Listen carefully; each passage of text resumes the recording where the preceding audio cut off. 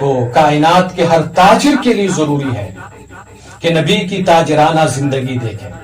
اور وہ غور کریں کہ تجارت کی راہ میں پیغمبر علیہ الصلوۃ والتسلیم نے معاملات کو کس طرح سے انجام دیا ہے، کسی سے کس طرح وعدہ کیا تو اسے کس ڈھنگ سے نبھایا ہے، کسی سے لین دین کیا ہے تو کس قدر صفائی اور ستھرائی کے ساتھ کیا ہے۔ اس لیے پیغمبر علیہ الصلوۃ والتسلیم کی تجارت میں اللہ رب العزت نے بے حساب برکتیں عطا فرمائیں اور سراپا آپ رحمت تھے۔ آپ نے جو کچھ بھی عمل انجام دیا تھا وہ سب امت کے لیے درس عبرت کے طور پر، نمونہ کے طور پر، تاکہ میری امت کسی بھی راہ میں، کسی بھی معاملے میں کسی اور کے محتاج نہ ہو۔ اگر وہ تجارت کی راہ میں آنا چاہے تو وہ میری تاجرانہ زندگی دیکھ لیں اور اس کے مطابق وہ زندگی گزارے۔ اگر وہ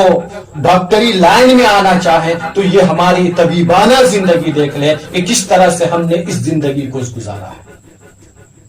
پیغمبر علیہ الصلوۃ والتسلیم کی پوری حیات مبارکہ، ابھی تو چونکہ ہمارا عنوان یہاں پر یہ ہے، وہ احل اللہ البیع وحرم الربا، اللہ نے بیع کو حلال فرمایا، خرید و فروخت کو حلال فرمایا، کاروبار کو، تجارت کو، بزنس کو، دکانداری کو، اس سب کو حلال فرمایا۔ اور حلال روزی کے تعلق سے یہ ساری روایتیں ملتی ہیں۔ اس لیے بندوں کو چاہیے کہ اپنی صحیح روزی کی تلاش کے لیے ہر ممکن جائز اور صحیح جو طریقہ ہے، جس شکل میں بھی ہو اس شکل میں وہ انجام دیں اور حلال روزی خود کھائیں، اور ان کے ماتحت جو ممبران آتے ہیں انہیں بھی حلال ہی روزی کھلائیں۔ آج ہماری قوم کے درمیان سے وہ جو قوت، وہ جو ایمانی حرارت ہونی چاہیے، اس حرارت میں جو کمی آئی ہے، اس کی ایک بنیادی وجہ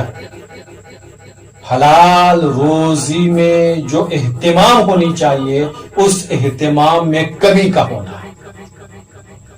اور حلال و حرام کے درمیان امتیاز کا نہ ہونا ہے۔ اس لیے وہ ایمانی حرارت، وہ طاقت، وہ قوت، وہ صداقت، وہ جذبہ، وہ حوصلہ جو صحابہ کرام رضوان اللہ تعالی علیہم اجمعین اور تابعین اعظام کے اندر اللہ نے ودیت فرمائی تھی، وہ چیزیں آج کے دور کے مسلمانوں میں نہیں پائی جاتی۔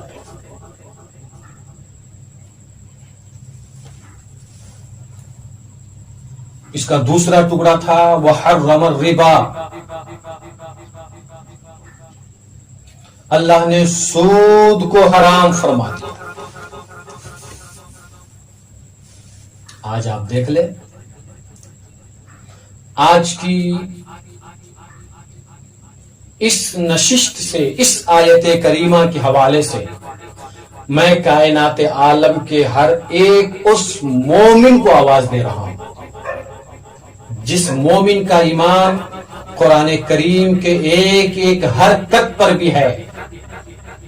کہ قرآن از ابتدا تا انتہا اپنے من جملہ حصوں کے ساتھ، ہر جز کے ساتھ، ہر ٹکڑے کے ساتھ، زبر و زیر، حرکات و سکنات کے ساتھ مکمل صحیح اللہ کا کلام ہے۔ اور جس کا ایمان قرآن پر ہے ان لوگوں کو میں یہ دعوت دینا چاہتا ہوں کہ یہ کسی مکتبہ فکر کے عالم کی طرف سے یہ نظریہ، یہ بات نہیں کہی جا رہی ہے کہ سود حرام ہے، بلکہ جس خالق و مالک کو آپ مانتے ہو، جس کی وحدانیت کو تسلیم کرتے ہو، جس کے خالق کل، مالک کل ہونے پر آپ کا ایمان اور یقین ہے، اور یہ بھی یقین ہے کہ اللہ رب العزت بروز قیامت ہمارے ہر عمل کا حساب و کتاب فرمائے گا، حشر اور نشر کی راہ سے ہمیں گزارے گا، جزا، حساب و کتاب کی منزلوں سے ہمیں گزرنا ہے۔ جن جن لوگوں کو ان تمام چیزوں پر یقین ہے، میں انہیں یہ دعوت دیتا ہوں کہ آج کی اس آیت کریمہ کے حوالے سے جو قرآن صاف لفظوں میں کہہ رہا ہے وحرم الربا، ہم نے سود کو حرام قرار دیا، اس کے باوجود اگر کوئی بحیثیت مسلمان ہونے کے باوجود سود کھاتا ہے، سود لیتا ہے، سود دیتا ہے، سودی کاروبار کرتا ہے، جس شکل میں بھی کرتا ہے، وہ یہ جان لے کہ وہ حرام کر رہے ہیں۔ اور قرآن کریم کے اس ٹکڑے پر اگرچہ زبانی نہیں لیکن عملی طور پر، فعلی طور پر، پریکٹیکلی طور پر وہ اس آیت کریمہ کے وہ عملی منکر ضرور ہے۔ لہذا ہماری یہ آواز، یہ پیغام اس نشست کے ذریعے سے، یہ آواز، یہ قرآنی مضامین، یہ قرآنی احکام، یہ اللہ کا حکم اگر پہنچتا ہے، اگر اس بلا میں، اس وبا میں، اس عذاب میں، اس مصیبت میں، اس گندگی میں آپ ملوث ہیں، تو اس کے سنتے ہی ہمیشہ کے لیے توبتاً نصوحا کرنا ہے، ایک وہ توبہ کہ جس توبے کے بعد وہ توبہ آپ کے لیے عبرت بھی بن جائے، نصیحت بھی بن جائے، پھر گناہ کی طرف کبھی آپ پلٹ نہ سکیں، وہ توبہ کر لینی ہے اور سود سے ہمیشہ کے لیے نجات پانی ہے۔ یہ سود جس پر ابھی ہم گفتگو کرنے جا رہے ہیں، یہ حرام قطعی ہے، حرام قطعی یعنی جس کی حرمت پر ڈائریکٹ آیت کریمہ، اللہ کا کلام، اللہ کا یہ بیان آیا ہوا ہے۔ یہ کسی مکتب فکر کے عالم کا نہیں، کسی مجدد کی طرف سے تجدید نہیں ہے، کسی مجتہد کی طرف سے اجتہاد نہیں ہے، کسی مکتب فکر کی کوئی نظریہ اور خیال نہیں ہے جس پر آپ ایک خیالی بات کر کے، کوئی تعویل کر کے، کوئی رائے نکال کر کے اپنے لیے سود کو حلال قرار دیں، بلکہ اللہ رب العزت کا صاف ستھرا ایک واضح بیان ہے، وَأَحَلَّ اللَّهُ الْبَيْعَ وَحَرَّمَ الرِّبَا، میں نے بیع کو تو حلال کر دیا ہے اور ربا کو حرام کر دیا ہے۔ سود یہ حرام قطعی ہے، یہ وہ حرام قطعی ہے کہ اگر اس کی حرمت کا کوئی انکار کر جائے اور یہ کہہ دے کہ یہ حرام نہیں ہے تو اتنا کہنے ہی سے وہ بندہ کافر ہو جائے، اس کی حرمت کا منکر کافر ہے۔ حرام سمجھ کر کے انکار تو نہیں کر رہا لیکن سمجھ رہا ہے کہ یہ حرام ہے، حرام سمجھ کر کے یہ کاروبار کر رہا ہے، لین دین کر رہا ہے، تو جان لے وہ فاسق ہیں اور مردود الشہادہ ہے کہ ایسے کاروباری انسان جو سود کے ذریعے مسائل طے کر رہا ہے، سود لے رہا ہے، دے رہا ہے، اگرچہ حرام سمجھ رہا ہے، یقین رکھیں کہ وہ فاسق و فاجر ہیں، مردود الشہادہ ہے، ایسے کی شہادت بھی شریعت کی نگاہ میں معتبر نہیں ہے۔ آج کائنات عالم میں سودی کاروبار اس قدر عروج پر ہے، کلمہ پڑھنے والے لوگ بھی اس میں شریک ہیں۔ اللہ اکبر۔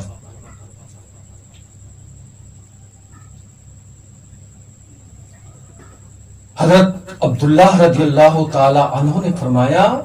کہ سود کے تو بہت گناہ ہیں، لیکن ان گناہوں میں سے ایک گناہ یہ بیان کیا کہ اس کا ایک ابتدائی درجہ یہ ہے کہ وہ یہ سمجھ لیں کہ وہ حالت اسلام میں سود لینے دینے والا بندہ وہ یہ ہے کہ اپنی ماں سے زنا کر رہا ہے۔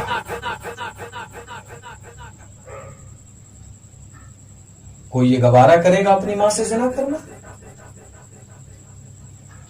اور حدیث میں واضح بیان آیا ہوا ہے کہ سود کا ایک درہم لینے والا اگر لے رہا ہے، کھا رہا ہے سمجھ کر کے، جان بوجھ کر کے، تو وہ سمجھ جائیں کہ 33 بار زنا کرنے سے بھی بدتر ہے۔ 33 مرتبہ زنا اور ایک درہم سود، تو کہا 33 بار زنا کرنے سے بھی زیادہ بدتر ہے ایک درہم سود کا کھانا۔ اللہ اکبر۔ جس کی حرمت خود قرآن سے اور احادیث میں بھی موجود ہے. حدیث پاک میں حضرت جابر رضی اللہ تعالی عنہ سے روایت ہے، ان جابر قال قال رسول اللہ صلی اللہ تعالی علیہ وسلم آکل الربا ومؤکلہ وکاتبہ وشاہدیہ وقال ہم سوا. اللہ اکبر. فرمایا آپ نے کہ سود لینے والا، سود دینے والا، سود کی دستاویز لکھنے والا اور اس کے جو گواہان ہیں ان سب پر لعنت ہے. حضور پاک صلی اللہ علیہ وسلم نے اس گناہ میں سب کو برابر کے شریک ٹھہرائے کہ سب اس گناہ میں برابر کے شریک ہیں، لینے والے، دینے والے، دستاویز لکھنے والے، کوئی اس سے الگ نہیں ہے، سب کے سب شریک ہیں. یہ عظیم گناہ ہے. لیکن آج کائنات عالم پہ آپ غور کر کے دیکھیں، لوگ کس قدر اس گناہ میں مبتلا ہیں اور یہ حرکت کر رہے ہیں.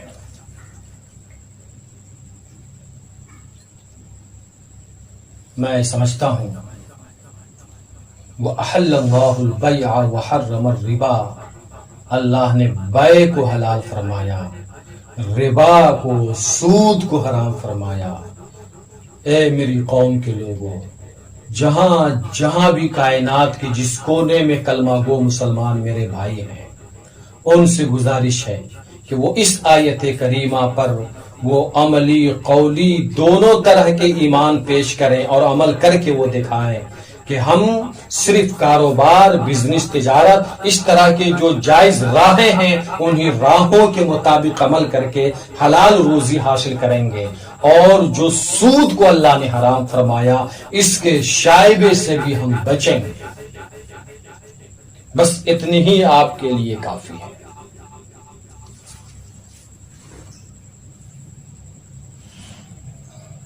اللہ رب العزت کے اس ٹکڑے کے ساتھ آج کی اس نشست کو ہم یہیں پہ مکمل کرتے ہیں. حالانکہ آج کی اس نشست میں یہ ارادہ تھا کہ زندگی گزارنے کے لیے نفع و ضرر کے اعتبار سے جو چیزیں ہمارے لیے ہیں، کن کن چیزوں سے اجتناب ضروری ہے، کن کن چیزوں کو عمل میں لا سکتے ہیں، ان پہلوؤں پر ایک گفتگو کرنا مناسب سمجھ رہا تھا. لیکن پھر انشاءاللہ العزیز باقی جو مضامین ہیں جو قرآن کریم کے اس حصے میں ان فی خلق السماوات والارض واختلاف اللیل والنہار لآیات لأولی الالباب، آسمان و زمین کی تخلیق میں عقل مندوں کے لیے نشانیاں ہیں کہ وہ غور و فکر کریں. تو ہم آسمان و زمین کے بیچ میں رہ کر کے ان تخلیقاتی امور پر بھی غور کریں اور اسی کے درمیان رہ کر کے اس پر بھی غور کریں کہ کیا ہمارے لیے مفید، کیا ہمارے لیے نقصان ضرر دہ ہے، اس سے ہمیں بچنا ضروری ہے. انشاءاللہ العزیز پھر اللہ نے توفیق بخشی تو آپ سے روبرو ہوں گے اور اس طرح کی آیات اور احادیث کے حوالے سے آپ سے ملاقاتیں ہوں گی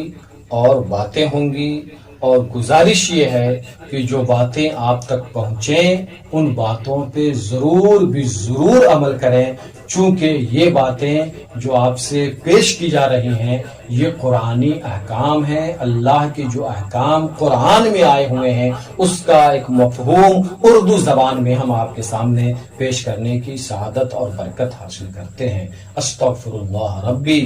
من کل ذنب اذنبته واتوب الیہ وما توفیقی الا باللہ. السلام علیکم ورحمۃ اللہ وبرکاتہ.